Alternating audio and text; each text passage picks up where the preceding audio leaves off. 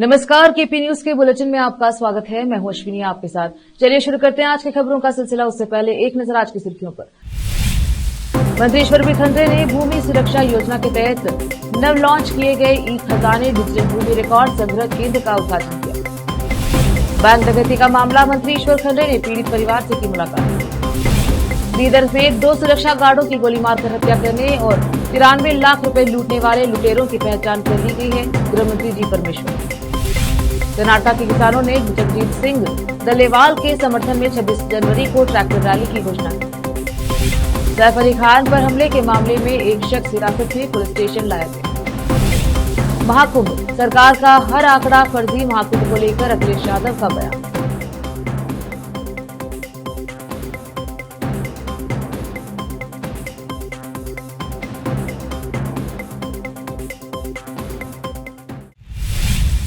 समाचारों का सिलसिला शुरू करते हुए देखते हैं समाचार विस्तार से। भू सुरक्षा योजना के तहत नव लॉन्च किए गए ई खजाने डिजिटल भूमि रिकॉर्ड संग्रह केंद्र का उद्घाटन आज बीदर तालुके के तहसीलदार कार्यालय में वन, पर्यावरण और जीव विज्ञान मंत्री ईश्वर बी खंडरे द्वारा किया गया। इसके बाद जनता को अनेक लाभ मिल सकेंगे, जिनमें पुराने, जीर्ण, शीर्ण भूमि अभिलेखों को स्थायी डिजिटल अभिलेखों में परिवर्तित करना, अभिलेख कार्यालय से अभिलेख प्राप्त करने की परेशानी से मुक्ति, पुराने अभिलेखों को संरक्षित करना तथा चोरी एवं परिवर्तन पर नियंत्रण शामिल है। उन्होंने कहा कि हमारी सरकार ने तालुका कार्यालय, सर्वेक्षण और पंजीकरण विभागों के सभी भूमि रिकॉर्डों को डिजिटल बनाने के उद्देश्य से यह कार्यक्रम शुरू किया है। इस अवसर पर नगरपालिका प्रशासन एवं हज मंत्री रहीम खान, बीदर दक्षिण विधायक डॉक्टर शैलेंद्र बिलदाड़े, अतिरिक्त जिला मजिस्ट्रेट शिव कुमार शिलवंत, बीदर सहायक आयुक्त मोहम्मद शकील, नगर परिषद अध्यक्ष मोहम्मद गौस, बीदर तहसीलदार डी महन एवं तहसील कार्यालय के कर्मचारी आदि उपस्थित रहे। कैमरामैन पप्पू राज का कवरेज। कार्यक्रम का हमने इसको प्रारंभ किया है। ये योजना के तहत जितने भी हमारे डॉक्यूमेंट्स हैं पब्लिक के, जो म्यूटेशन हुआ है, पानी है, वो सब डिजिटलाइज करने का योजना है, जिससे कि हमारे सार्वजनिक लोगों को, आम लोगों को बहुत बड़ा फायदा होता है। आज तक क्या होता था, कईयों डॉक्यूमेंट्स मिस होते थे या तो कोई तो उसको निकाल देता था, तकलीफ होती थी। यहाँ पर जितने भी हमारे केसेस बढ़ते थे, कोर्ट में चलते थे, ये सब होने से जो सही मायने में जो भी इसका ओनर था, वो ओनर को बहुत बड़ा पैमाने पे उसको फिरना पड़ता था और उसका पूरा जीवन का समय उसमें ही बिताना पड़ता था। ये डिजिटलाइज करने से जो है ना, ऐसे डॉक्यूमेंट में कोई हेराफेरी करने का किसी को मौका नहीं मिलेगा और सार्वजनिकों को इससे बहुत बड़ा फायदा होगा। ए क्लास, बी क्लास, सी क्लास, मतलब ए क्लास जितने म्यूटेशन वगैरह, पानी वगैरह है, वो शाश्वत जो ना मैनुअल भी रहेंगे और डिजिटलाइज भी हो जाएंगे। बी क्लास में 30 साल तक वो डॉक्यूमेंट रहेंगे, सी क्लास में 10 साल तक वो डॉक्यूमेंट रहेंगे।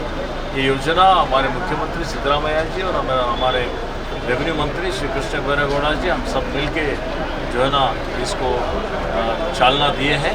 तो मैं पब्लिक से विनती करता हूँ कि इसका फायदा वो लोग लें। सर, गांव में जैसे कि वन, पर्यावरण और जीव विज्ञान मंत्री और बीदर जिले के प्रभारी ईश्वर खंडरे ने आज बेमलखेड़ा गांव के गिरी वेंकटेश के घर का दौरा किया, जिनकी बैंक डकैती के दौरान लुटेरों ने गोली मारकर हत्या कर दी थी, और शोक व्यक्त किया। परिवार के प्रति मेरी संवेदना। उन्होंने कहा कि हमले में मारे गए गिरी वेंकटेश के परिवार को सरकार और समाज कल्याण विभाग की ओर से सभी आवश्यक सहायता और सुविधाएं प्रदान की जाएंगी, ताकि सरकारी बैंक कोष की सुरक्षा की जा सके। इसके अलावा परिवार को अतिरिक्त 10 लाख रुपए प्रदान करने के लिए कदम उठाए जाएंगे, जैसा कि मुख्यमंत्री के साथ पहले ही चर्चा हो चुकी है। समाज कल्याण विभाग से 8 लाख रुपए मिले। मंत्री ने कहा कि मृतक की मां को मुआवजा और 5,000 रुपए मासिक भत्ता तथा परिवार के एक सदस्य को समाज कल्याण विभाग के तहत आउटसोर्सिंग के आधार पर नौकरी दी जाएगी। उन्होंने कहा कि शिव कुमार के इलाज का खर्च उठाने के लिए भी कदम उठाए जाएंगे, जिनका पहले से ही हैदराबाद में इलाज चल रहा है। उन्होंने मौके पर उपस्थित उप निदेशक को समाज कल्याण विभाग से आवश्यक राहत सहायता तत्काल उपलब्ध कराने के निर्देश दिए। इस अवसर पर अतिरिक्त जिला मजिस्ट्रेट शिव कुमार शिलवंत और ग्रामीण सहित अन्य उपस्थित रहे। विशेष संवाददाता की रिपोर्ट। दरोಡೆ ಮಾಡುವಂತ ಸಂದರ್ಭದಲ್ಲಿ ಏನು ಒಬ್ಬ ಗಿರಿ ವೆಂಕಟೇಶ್ ಮೃತಪಟ್ಟಿದ್ದು ಅತ್ಯಂತ ದುಃಖಕರವಾದಂಥ ಒಂದು ಸಂಗತಿಯಾಗಿದೆ. ಇವತ್ತು ನಾನು ಅವರ ಪರಿವಾರದವರಿಗೆ ಬಂದು ಭೇಟಿ ಕೊಟ್ಟಿದ್ದೇನೆ, ಅವರಿಗೆ ಸಾಂತ್ವನ ಹೇಳಿದ್ದೇನೆ. ಸರ್ಕಾರದ ವತಿಯಿಂದ ಸಮಾಜ ಕಲ್ಯಾಣ ಇಲಾಖೆ ವತಿಯಿಂದ ಅವರಿಗೇನು ಪರಿಹಾರ ಕೊಡಬೇಕಾಗಿದೆ ಆ ಪರಿಹಾರ ಕೊಡ್ತೀವಿ. ಅದರ ಜೊತೆಯಲ್ಲಿ ಇವತ್ತು ಅವ್ರ ಪರಿವಾರದವರಿಗೆ ಮಾನ್ಯ ಮುಖ್ಯಮಂತ್ರಿಗಳ ಜೊತೆಯಲ್ಲಿ ನಾನು ವಿನಂತಿ ಮಾಡಿದಾಗ ಮುಖ್ಯಮಂತ್ರಿಗಳು 10 ಲಕ್ಷ ರೂಪಾಯಿ ಹೆಚ್ಚುವರಿಯಾಗಿ ಪರಿಹಾರ ಘೋಷಣೆ ಮಾಡಿದ್ದಾರೆ. ಆ 10 ಲಕ್ಷ ರೂಪಾಯಿನೂ ನಾನು ಹೋಗಿ ಬೆಂಗಳೂರಿನಲ್ಲಿ ಅದನ್ನು ಮಂಜೂರಿ ಮಾಡಿಸಿ ಅವ್ರ ಖಾತೆಯಲ್ಲಿ ಜಮಾ ಮಾಡುವಂಥ ಕೆಲಸವನ್ನು ಮಾಡ್ತೇನೆ. ಹೌದೌದು, ಹೆಚ್ಚುವರಿ ಸಮಾಜ ಕಲ್ಯಾಣ ಇಲಾಖೆ ವತಿಯಿಂದ 8 ಲಕ್ಷ ಕೊಡ್ತಾರೆ. 5,000 ರೂಪಾಯಿ ಅವರಿಗೆ ಮಾಸಾಶನ ಇದೆ. ಮತ್ತು ಜಮೀನು ಕೊಡುವಂಥದ್ದು ಒಂದು ಯೋಜನೆ ಇದೆ. ಏನೇನು ಯೋಜನೆಗಳು ಬರ್ತವೆ ಅವೆಲ್ಲ ಯೋಜನೆಗಳು ಈ ಪರಿವಾರಕ್ಕೆ ಸಿಗುವಂಥ ರೀತಿಯಲ್ಲಿ ನಾವು ಕ್ರಮವನ್ನು ತೆಗೆದುಕೊಳ್ತೇವೆ. ಈ ಪರಿವಾರ ಜೊತೆಯಲ್ಲಿ ನಾವೆಲ್ಲ ಇದ್ದೇವೆ, ಸರ್ಕಾರ ಇದೆ, ದುಃಖದಲ್ಲಿ ನಾವೆಲ್ಲ ಶಾಮೀಲಾಗಿದ್ದೇವೆ. ಪಾಪ ಗಿರಿ ವೆಂಕಟೇಶ್ ಸರ್ಕಾರದ ಹಣ ಸಂರಕ್ಷಣೆ ಮಾಡಬೇಕು ಅಂತೇಳಿ ಹೇಳಿ ಅದನ್ನು ಜೀವ ಹೋದರೂ ಸಹಿತ ಅದನ್ನು ಹಿಡ್ಕೊಂಡು ಕೂತಿದ್ದಂಥದ್ದು ಭಾಳ ಒಂದು ರೀತಿಯಲ್ಲಿ ಅತ್ಯಂತ ಒಂದು ನಮಗೆ ಭಾಳ ಒಂದು ಬಗ್ಗೆ ಅಭಿಮಾನ ಮೂಡಿಸುವಂಥ ಒಂದು ಘಟನೆ. ಇವತ್ತೇನು ಕೊಟ್ಟಿದ್ದನ್ನು ನಾನು ಹೇಳಿಕ್ಕೆ ಬರೋದಿಲ್ಲ. ಇವತ್ತು ಅದಕ್ಕೆ ಭಗವಂತನು ಅವರ ಆತ್ಮಕ್ಕೆ ಶಾಂತಿ ಕೊಡಲಿ, ಅವರ ಪರಿವಾರದವರಿಗೆ ಅವರ ಅಗಲಿಕೆ ತಡ್ಕೊಳ್ಳಿಕ್ಕೆ ಶಕ್ತಿ ಕೊಡಲಿ ಅಂತ ಹೇಳಿ ಪ್ರಾರ್ಥನೆ ಮಾಡಿ ದುಷ್ಕರ್ಮಿಗಳಿಗೆ ಆದಷ್ಟು ಶೀಘ್ರದಲ್ಲಿ ಬಂಧಿಸಿ ಅವ್ರ ಮೇಲೆ ಕಠಿಣವಾದಂಥ ಕಾನೂನು ಕ್ರಮ ಜರುಗಿಸಬೇಕು ಅಂತ ಸೂಚನೆ ಮಾಡಿದ್ದಾರೆ. ಪೊಲೀಸರು ಹಗಲಿರುಳು ಶ್ರಮ ಮಾಡ್ತಾ ಇದ್ದಾರೆ. ಹಿರಿಯ ಅಧಿಕಾರಿಗಳು ಬೀಡು ಬಿಟ್ಟಿದ್ದಾರೆ. ಇವತ್ತು ಅವರ ಲೊಕೇಶನ್ ಎಲ್ಲವನ್ನೂ ಇವತ್ತು ಪತ್ತೆ ಹಚ್ತಾ ಇದ್ದಾರೆ. ಸರ್ಕಾರ ಅವರು ಎಲ್ಲೇ ಅಡಿಗೆ ಕೂತರೂ ಆ ದುಷ್ಕರ್ಮಿಗಳಿಗೆ ಬಂಧಿಸ್ತದೆ. ಅವರಿಗೆ ಕಾನೂನು ತೆಕ್ಕೆಯಲ್ಲಿ ತರ್ತೀವಿ. ಅವರಿಗೆ ಕಾನೂನು ರೀತಿಯಲ್ಲಿ ಕಠಿಣವಾದಂಥ ಶಿಕ್ಷೆ ಕೊಡಿಸುವಂಥ ಕೆಲಸ ನಮ್ಮ ಸರ್ಕಾರ ಪೊಲೀಸ್ ಇಲಾಖೆ ಮಾಡ್ತದೆ ಅನ್ನುವಂಥ ಮಾತನ್ನು ಹೇಳಿಕೆ ಬಯಸ್ತಾರೆ. ಹೈದರಾಬಾದ್ನಲ್ಲಿ ಟ್ರೀಟ್ಮೆಂಟ್ ಪಡಿತಾರೆ ನೋಡಿ, ಈಗ ಏನು ಸ್ಟೇಟ್ ಬ್ಯಾಂಕ್ ಆಫ್ ಇಂಡಿಯಾದವರು ಯಾರಿಗೆ ಈ ಗುತ್ತಿಗೆ ಕೊಟ್ಟಿದ್ದಾರೆ ಅಂದರೆ ಪ್ರಸಂಪನ್ಮೂಲ CMS ಅವರು ಸ್ವಲ್ಪ ಹಣ ಕಟ್ಟಲಿಕ್ಕೆ ಹಿಂದೆ ಮುಂದೆ ನೋಡಿದ್ರು ಅಂತ ನಿನ್ನೆ ನನಗೆ ದೂರು ಬಂತು.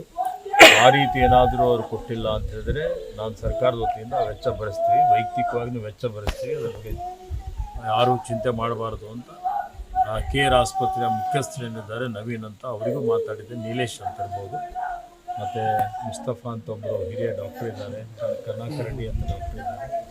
ನಿನ್ನೆ ರಾತ್ರಿ ಆ ಮೂವರಿಗೂ ಮಾತನಾಡಿದ್ದೇನೆ, ಸಂಪರ್ಕದಲ್ಲಿದ್ದೇನೆ. ಅವರ ಭಾವ ಅಲ್ಲೇ ಇದ್ದಾರೆ. ಮತ್ತು ಅವ್ರ ಚಿಕಿತ್ಸೆ ವೆಚ್ಚ ಏನಿದೆ ಅದೆಲ್ಲವನ್ನು ಭರಿಸುವಂಥ ಕೆಲಸ ಮಾಡ್ತಾರೆ. रोकते हैं समाचारों का सिलसिला, लेते हैं छोटा सा break.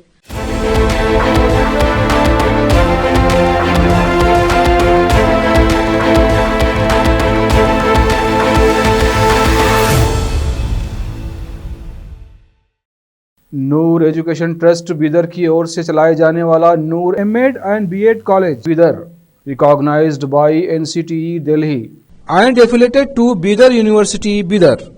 Admission are open for the academic year 2024-25. विशेषज्ञ और सक्षम शिक्षकों द्वारा शिक्षा प्राप्त करने के लिए नूर एमएड एंड बीएड कॉलेज में दाखिला लें और शांत वातावरण में शिक्षा प्राप्त करें। बीदर शहर में बेहतर शिक्षा का एकमात्र केंद्र Noor MEd and BEd college, Shahpur gate, Bidar. Phone numbers 9945283920, 8482221297।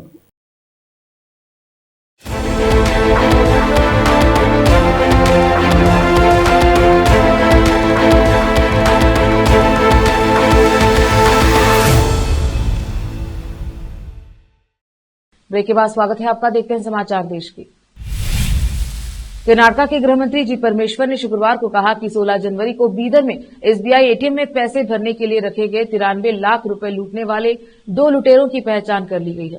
उन्होंने यह भी कहा कि लुटेरों की तलाश के लिए प्रयास जारी है और पुलिस की टीमें मध्य प्रदेश के इंदौर तथा अन्य संभावित स्थानों पर गई हैं, जहां लुटेरे रह सकते हैं। परमेश्वर ने संवाददाताओं से कहा, दोनों की पहचान कर ली गई है, उन पर नजर रखी जा रही है। उन्होंने बताया कि वारदात को अंजाम देने के बाद हमलावर हैदराबाद भाग गए। उन्होंने बताया कि लुटेरे नकदी से भरा डिब्बा लेकर बाइक से भाग गए। मंत्री ने कहा कि आमतौर पर जब इतनी बड़ी मात्रा में नकदी ले जाती है तो बंदूकधारी साथ होते हैं। दुर्भाग्य से कल वाहन में कोई बंदूकधारी नहीं था। उन्होंने कल की लुटेरों ने नकदी परिवहन तंत्र पर काफी समय तक नजर रखी होगी और फिर अपराध को अंजाम दिया। गुरुवार को जिला मुख्यालय शहर बीदर में SBI ATM में पैसे भरने के लिए रखे गए नकदी को लूटने से पहले लुटेरों ने 2 सुरक्षा गार्डों गिरी वेंकटेश और शिवा काशीनाथ की गोली मारकर हत्या कर दी। पुलिस ने बताया कि मृतक CMC एजेंसी के कर्मचारी थे। उन्होंने बताया कि कर्मचारी सुबह 11:30 बजे नकदी भरने के लिए व्यस्त शिवाजी चौक स्थित ATM पर गए थे। सूत्रों ने बताया कि लुटेरों ने 8 राउंड गोलियां चलाई।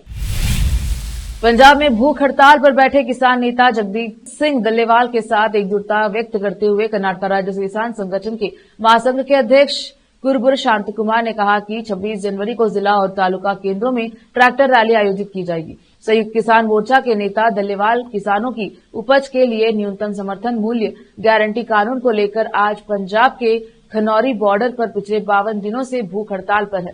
केंद्र सरकार पर निशाना साधते हुए शांत कुमार ने कहा कि खनौरी में 111 किसानों ने अनशन शुरू कर दिया है और कहा कि वे डल्लेवाल के साथ अपनी जान कुर्बान करने के लिए तैयार हैं। शांत कुमार ने कहा, जब प्रधानमंत्री मोदी 2014 में गुजरात के CM थे तब उन्होंने किसानों के संघर्ष, MSP, स्वामीनाथन रिपोर्ट और अन्य मुद्दों पर बात की थी।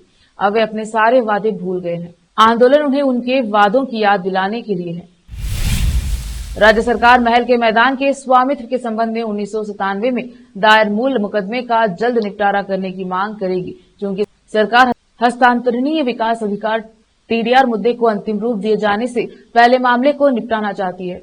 इसलिए राज्य मंत्रिमंडल ने गुरुवार को मामले को जल्द से जल्द निपटाने के लिए सुप्रीम कोर्ट में अपील करने का फैसला किया। पत्रकारों से बात करते हुए विधि मंत्री HK पाटिल ने कहा है कि जब तक मूल मामले का निपटारा नहीं हो जाता TDR जारी नहीं किया जा सकता। राज्य सरकार ने मैसूर वडियार परिवार को नोटिस जारी कर महल परिसर में भवन निर्माण के संबंध में जवाब मांगा, क्योंकि इससे अदालत की अवमानना का मामला बनेगा। सुप्रीम कोर्ट ने 2001 में महल के मैदान में बारे में यथास्थिति बनाए रखने का आदेश दिया था, लेकिन मैसूर राज परिवार ने 2 लाख वर्ग मीटर पर स्थायी ढांचे का निर्माण किया, जो अदालत के आदेश का उल्लंघन है। उन्होंने कहा, हमने 9 जनवरी को नोटिस जारी कर उनसे स्पष्टीकरण मांगा था और 15 दिनों के भीतर ढांचे हटाने के लिए कहा था। हम अदालत के समक्ष अवमानना याचिका दायर करने की भी योजना बना रहे हैं। रोकते हैं समाचारों का सिलसिला, लेते हैं छोटा सा ब्रेक।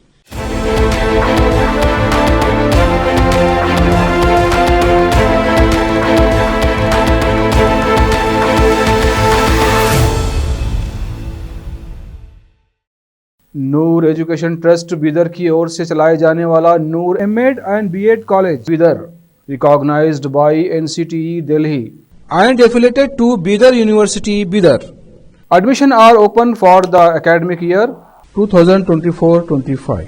विशेषज्ञ और सक्षम शिक्षकों द्वारा शिक्षा प्राप्त करने के लिए नूर M.Ed and B.Ed कॉलेज में दाखिला लें और शांत वातावरण में शिक्षा प्राप्त करें।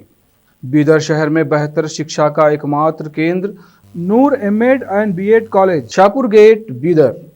Phone numbers 9945283920, 8482221297।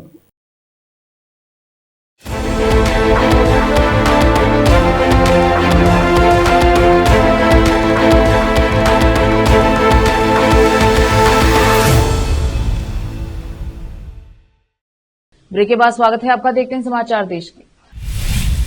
अभिनेता सैफ अली खान के ऊपर उनके घर में घुसकर चाकू से जानलेवा हमला किया गया था। इस हमले में सैफ अली खान बुरी तरह से घायल हो गए, जिसके बाद उन्हें लीलावती अस्पताल में भर्ती करवाया गया। अब मुंबई पुलिस ने इस मामले में एक शख्स को हिरासत में लिया है। पुलिस आरोपी को हिरासत में लेकर पूछताछ के लिए बांद्रा पुलिस स्टेशन लेकर आई है। बता दें कि इससे पहले मुंबई पुलिस सूत्रों के हवाले से खबर आई थी कि वारदात के बाद संदिग्ध को बांद्रा रेलवे स्टेशन के आसपास देखा गया था। सैफ अली खान की हालात पर लीलावती अस्पताल के COO डॉक्टर नीरज उत्तमनी ने बयान जारी किया है। उन्होंने बताया है कि सैफ अली खान पर उनके घर पर एक अज्ञात व्यक्ति ने हमला किया था। उन्हें चाकू आदि नुकीली चीजों से 6 घाव लगे हैं, जिनमें से 2 घाव गहरे हैं और एक उनकी रीढ़ की हड्डी के करीब है। मुंबई के इस लीलावती अस्पताल में सैफ अली खान की सर्जरी हुई और उनके शरीर से चाकू या ब्लेड का हिस्सा निकाल लिया गया है। अगर वह थोड़ा और अंदर तक गया होता तो सैफ की जान को खतरा हो सकता था। अस्पताल के सूत्रों से मिली जानकारी के अनुसार स्पाइन की हड्डियों से सिर्फ थोड़ी ही दूरी पर चाकू से वार किया गया था। ऐसे में अगर चाकू थोड़ा और अंदर तक गया होता तो स्लाइन फ्लूइड लीक होने की संभावना बढ़ जाती है। ऐसे में सैफ अली खान की जान को खतरा हो सकता था या फिर उनके शरीर पर भी उसका असर हो सकता था। उत्तर प्रदेश के प्रयागराज में महाकुंभ मेला अपनी भव्यता से दुनिया भर का ध्यान अपनी ओर खींच रहा है। करोड़ों की संख्या में लोग प्रयागराज जाकर त्रिवेणी संगम में डुबकी लगा रहे हैं। हालांकि समाजवादी पार्टी के अध्यक्ष अखिलेश यादव ने अब महाकुंभ के आंकड़ों पर सवाल खड़े कर दिए हैं। अखिलेश यादव ने एक प्रेस कॉन्फ्रेंस में महाकुंभ को लेकर कहा कि सरकार हर आंकड़ा फर्जी है। समाजवादी पार्टी के राष्ट्रीय अध्यक्ष अखिलेश यादव ने एक प्रेस कॉन्फ्रेंस में महाकुंभ को लेकर बयान दिया और सरकार के ऊपर निशाना साधा। अखिलेश ने कहा कि सरकार का हर आंकड़ा फर्जी है, कुछ ट्रेनें खाली जा रही हैं। सुनने में यह भी आया है कि गोरखपुर वाली ट्रेन खाली की गई। मोटी मोटी बात यह है कि भाजपा का हर आंकड़ा फर्जी है। अखिलेश ने सरकार पर नोटबंदी से लेकर जीएसटी तक के लिए निशाना साधा। अखिलेश ने कहा, याद कीजिए नोटबंदी में इन्होंने कहा था कि काला धन खत्म हो जाएगा। आज भ्रष्टाचार कितना बढ़ गया है। इस नोटबंदी के बाद जीएसटी आया, व्यापारियों का नुकसान हुआ, व्यापारी बर्बाद हो गए। अब नई लड़ाई सामने आई है कि कानपुर में सभी व्यापारी शहर छोड़कर जा रहे हैं। जम्मू कश्मीर के पूर्व मुख्यमंत्री फारूक अब्दुल्ला के काफिले की गाड़ी हादसे का शिकार हो गई। जानकारी के मुताबिक राजस्थान के अजमेर जाते वक्त फारूक अब्दुल्ला के काफिले की गाड़ी का एक्सीडेंट हो गया है। दौसा के पास दिल्ली मुंबई एक्सप्रेसवे के पर रास्ते में नीलगाय के टकराने से फारूक अब्दुल्ला के काफिले में मौजूद दिल्ली पुलिस की एस्कॉर्ट गाड़ी क्षतिग्रस्त हो गई है। दिल्ली विधानसभा चुनाव में वोटिंग की तारीख जैसे जैसे नजदीक आ रही है, सियासी माहौल भी गर्माता जा रहा है। बीजेपी ने आज पार्टी का संकल्प पत्र जारी किया और कई वादे किए।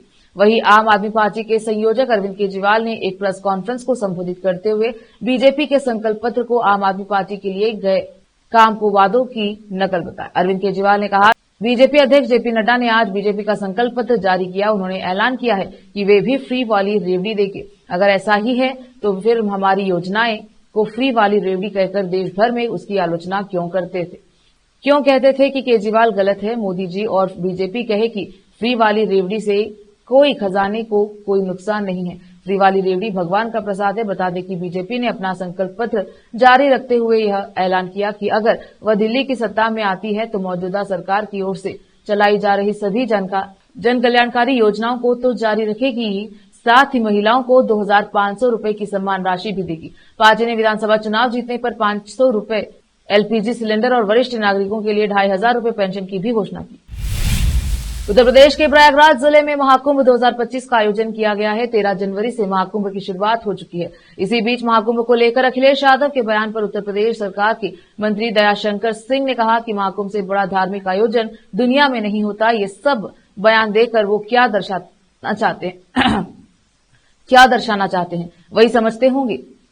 वोट की राजनीति होनी चाहिए, लेकिन जहां भारत की संस्कृति और सभ्यता की बात आती है वहां हम सबको एक होकर इसे मजबूत करने की कोशिश करनी चाहिए। उन्होंने कहा कि दुनिया के कुछ देशों की जितनी संख्या होगी उससे कई अधिक संख्या में लोग महाकुंभ में आएंगे।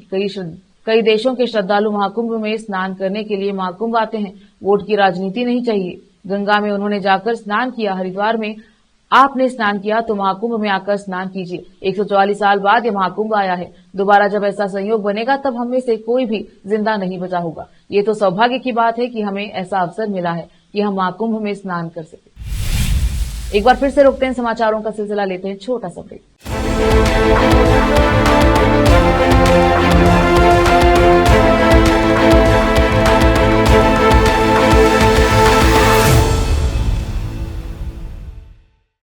नूर एजुकेशन ट्रस्ट बीदर की ओर से चलाए जाने वाला Noor MEd and BEd college Bidar, recognized by NCTE Delhi and affiliated to Bidar University, Bidar.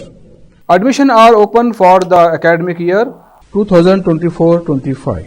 विशेषज्ञ और सक्षम शिक्षकों द्वारा शिक्षा प्राप्त करने के लिए नूर एमएड एंड बीएड कॉलेज में दाखिला लें और शांत वातावरण में शिक्षा प्राप्त करें। बीदर शहर में बेहतर शिक्षा का एकमात्र केंद्र Noor MEd and BEd college, Shahpur gate, Bidar. Phone numbers 9945283920, 8482221297।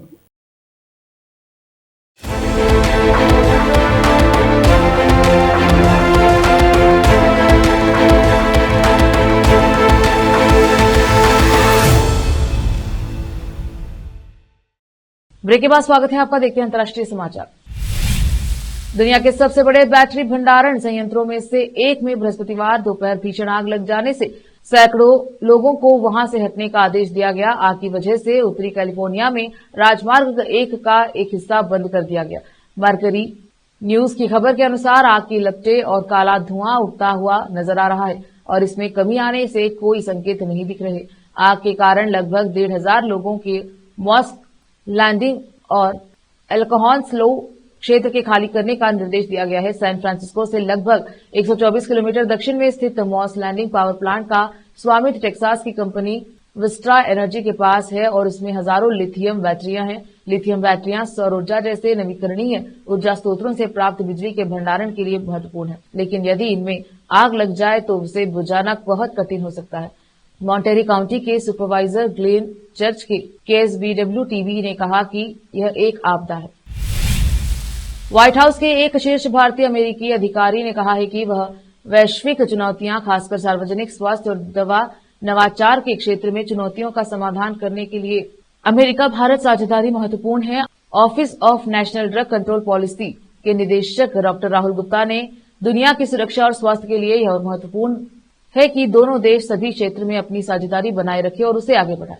America के बाइडेन प्रशासन में शीर्ष स्तर के भारतीय अमेरिकी अधिकारी गुप्ता ने कहा, क्योंकि जब हमारे पास एक अमेरिकी और एक भारत है जो दुनिया की समस्याओं को हल करने के लिए एक साथ आगे बढ़ रहे हैं, तो यह एकमात्र तरीका है जिससे हम दुनिया की समस्याओं को हल करने में सक्षम होंगे, क्योंकि यह वास्तव में वह जगह है जहां पूर्व पश्चिम से मिलता है। उन्होंने एक साक्षात्कार में कहा, यह संबंध न केवल दोनों देशों को बल्कि विश्व के महाद्वीपों को भी एक दूसरे के करीब आने, एक दूसरे को समझने और अंततः विश्व की सबसे गंभीर समस्याओं को एक इकाई के रूप में मिलकर हल करने का अवसर देता है, ताकि हम देशों की आने वाली पीढ़ी को लोकतांत्रिक तरीके से काम करने के लिए प्रेरित कर सके, जिससे इस ग्रह को मदद मिले। फिर से एक नजर आज की सुर्खियों पर।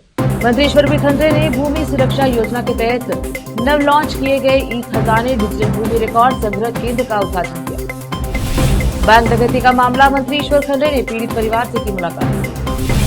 बीदर में 2 सुरक्षा गार्डों की गोली मारकर हत्या करने और 93 लाख रुपए लूटने वाले लुटेरों की पहचान कर ली गई है, गृह मंत्री जी परमेश्वर। कर्नाटक के किसानों ने जगजीत सिंह डल्लेवाल के समर्थन में 26 जनवरी को ट्रैक्टर रैली की घोषणा की। सैफ अली खान पर हमले के मामले में एक शख्स हिरासत में पुलिस स्टेशन लाया गया। महाकुंभ, सरकार का हर आंकड़ा फर्जी, महाकुंभ को लेकर अखिलेश यादव का बयान।